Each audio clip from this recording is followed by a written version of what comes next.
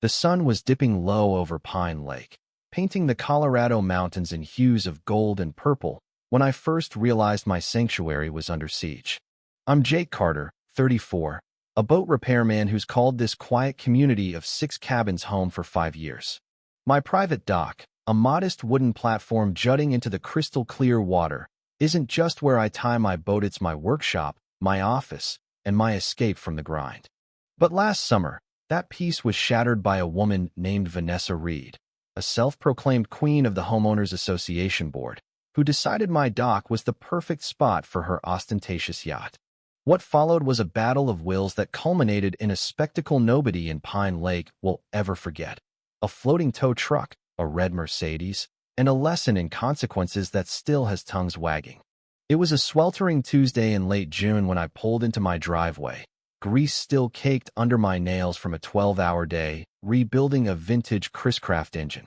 My back ached, my head was pounding, and all I wanted was a cold beer and the sunset view from my dock. But there, gleaming like an intruder in my slice of paradise, was a 40-foot luxury cruiser named Empress Glory. Its white fiberglass hull sparkled, gold cursive lettering mocking me from the stern. I sat in my truck, stunned, as the reality sank in. Someone had hijacked my dock. As I stepped out, splashing sounds drew me closer. A woman in her mid-40s, decked out in a designer swimsuit that screamed money, was hurling my fishing gear into the lake. My tackle box was already sinking, and she was about to launch my favorite Rhoda gift from my dad on my 16th birthday, a symbol of his lessons about respect and dignity. "Ma'am, what the hell are you doing?" I called, struggling to keep my voice steady as rage boiled inside me. "That's my stuff." She turned with a smile that dripped condescension. "Oh, you must be the guy cluttering up my dock with this junk. I'm Vanessa Reed, HOA board member. This dock's too small for my yacht, so I'm taking it. Your rusty toys don't belong here." Before I could respond, she tossed my $300 rod into the lake like it was garbage. My heart sank with it, the memory of my dad's voice fading beneath the ripples. "This is my private dock," I said, pulling out my phone to record. "I own this cabin, and the dock comes with it. You can't just take it." Vanessa's fake sweetness morphed into annoyance as she spotted my phone. "Are you filming me? How dare you?" She flashed an HOA badge like it was a royal decree. "I have authority over all waterfront properties. Your little fishing setup doesn't suit my needs." As she spoke, I noticed her loosening the ropes on my workboat, one I used to reach clients' docks around the lake, the backbone of my livelihood. "Stop," I shouted, moving toward her. "That's how I make a living." Vanessa laughed, a cold, mocking sound. "Not anymore. I'm declaring this boat abandoned. It's cluttering my dock, and it doesn't belong near Empress Glory." Her audacity was staggering. She wasn't negotiating. She was informing me she'd stolen my property because she wanted it. To top it off, her custom red Mercedes, license plate Lady 1, was parked across my driveway, blocking access to the dock. "Move your yacht and your car," I said, clinging to politeness. "You're trespassing." Her response was a venomous glare. "Cross me, and I'll make your life hell. I know everyone who matters in this community." The threat was clear, but as she ranted, I quietly checked property records on my phone. What I found made me smile. Vanessa's yacht had no valid permits, unregistered for over 2 years, and it violated lake size regulations. "Interesting," I muttered, pocketing my phone. Her eyes narrowed. "What's interesting?" I just shrugged. "We'll see, ma'am. We'll see." The next morning, I woke to blaring music and laughter from my dock. Vanessa had turned it into her personal yacht club, hosting a party with strangers lounging in my chairs, using my electrical outlet for their sound system. When she saw me, she grabbed her phone with theatrical flair. "Help! A man's attacking me," she screamed, musing her hair for effect. "He's trying to steal my yacht." Her friends filmed, eating up the drama as she fake stumbled, clutching her chest. "I'm so scared," she whimpered loudly. I stood 20 feet away, coffee in hand, baffled by the performance. Officer Tom Alvarez arrived, looking like he'd rather be anywhere else. "Ma'am, this is your 5th call this month," he sighed. Vanessa launched into her victim act, crocodile tears and all. "This man's terrorizing me. He won't let me enjoy my boat." I was ready. I showed Tom my security footage of Vanessa tossing my gear and untying my boat, plus my dock ownership papers. Then came the kicker. Officer, her yacht's paperwork is invalid. She's operating it illegally. Tom's demeanor shifted. Ma'am, you can't dock here with invalid registration, he said sternly. Vanessa's face cycled through shock, anger, and panic. Impossible. I'm on the HOA board, she shrieked, then dialed 911 again right in front of Tom. I'm reporting police harassment. Tom shook his head. One more false call, and you're under arrest. But Vanessa wasn't done. She marched to her Mercedes and repositioned it to block not just my driveway, but the emergency access path to the dock, a critical route for rescue boats. Let's see you get to your precious dock now, she taunted, her smug smile gleaming like her car's custom paint. Her friends snapped photos, ready to crow online about her victory. I retreated to my cabin and made a call. I need a special tow job, I said quietly. It's a red Mercedes, an entitled yacht owner, and a lesson in property rights. Can you be here tomorrow?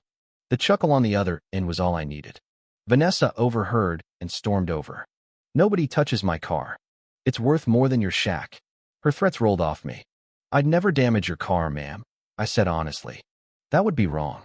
What I didn't say was that I had something far more creative and legal planned. That night, as her party wound down, I sat on my porch, watching Empress Glory bob at my dock. She'd won this round, but tomorrow would be different. The next day, Vanessa's 9/11 marathon hit new heights. At 7 a.m., she screamed into her phone. He's stalking me, taking pictures of my car. I hadn't even touched my phone. I was just walking across my yard. Officer Tom returned, exasperated. Ma'am, this is harassment of emergency services. He's on his own property. Vanessa doubled down. His property threatens my mental health, she declared, as if my cabin radiated malice. Neighbors began emerging, drawn by the commotion. Mrs. Larson from next door shared how Vanessa fined her for a wrong-colored welcome mat. Mr. Hayes recounted her demand to remove his bird feeder for lowering property values. One by one, they revealed Vanessa's reign of terror: fines for kids' bikes, lawsuits over garden gnomes, complaints about porch lights. Mrs. Larson pulled out a folder of documented harassment, 17 violation notices in a month. The neighbors' relief was palpable. They'd been isolated, thinking they were alone in their suffering. Now, united, they offered witness statements and footage. Vanessa, losing control, screamed, "Stop recording me. This is a hate crime." She dialed 911 again, claiming a conspiracy. Tom's patience snapped. One more false call, and you're arrested.